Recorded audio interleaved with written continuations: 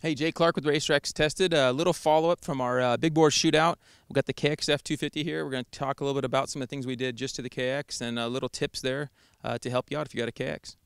Okay, so on this bike, we're using the stock wheels. They hold up pretty well. The black rims aren't necessarily the best idea. We have a little Sharpie trick where that's how we get the nice rim scrub off the rim to make them look nice. That's about all you can really do.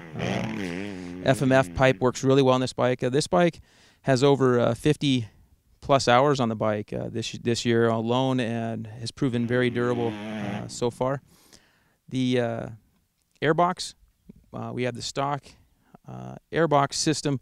There's no motostationary air boot available for it yet, but Kinetic makes a spacer plate to eliminate the backfire screen. We do that in all of our bikes, and in for the KX you have to run a spacer plate to get rid of that gap from the stock backfire screen. The Henson clutch setup has worked really well.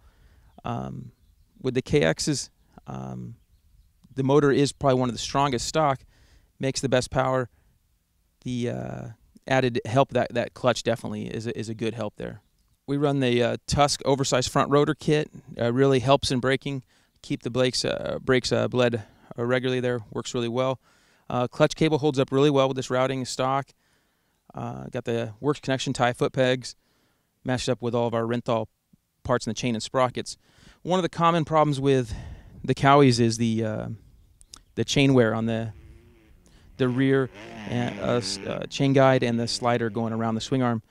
We've run the TM parts. The biggest thing that seems to help is having a good chain that's adjusted well, not too loose. That seems to help in reducing the wear. The TM one does work really well. We notice it is a bit louder, of course, because it's harder, a little stronger. So that helps a lot with these Cowies for durability there. All right, for our suspension on this bike, it's pretty decent stock, but we wanted to kind of help with the plushness of the bike. We have that, they have a preload on the forks. We got that dialed all the way out. Brett Leaf, he worked at Kawasaki for years and does a lot of suspension for a lot of the teams and so forth.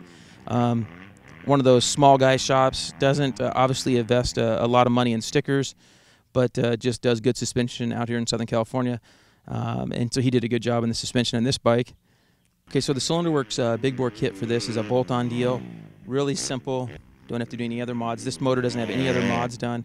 Tokyo Mods did help us with the mapping, but no porting, no special valve springs, anything like that. So we're running the Cylinder Works Big Bore kit with the hot cams, stage 1 or 2. We played with both. Right now we're using the stage 1 cams, their newest version. All right, so the KX250 is a good bike. Again, we have 55 plus hours on this bike. We run handguards. A lot of guys think that's silly for motocross, but like at Glen Helen, some of the rockier tracks definitely helps keeping your hands from getting beat up too bad.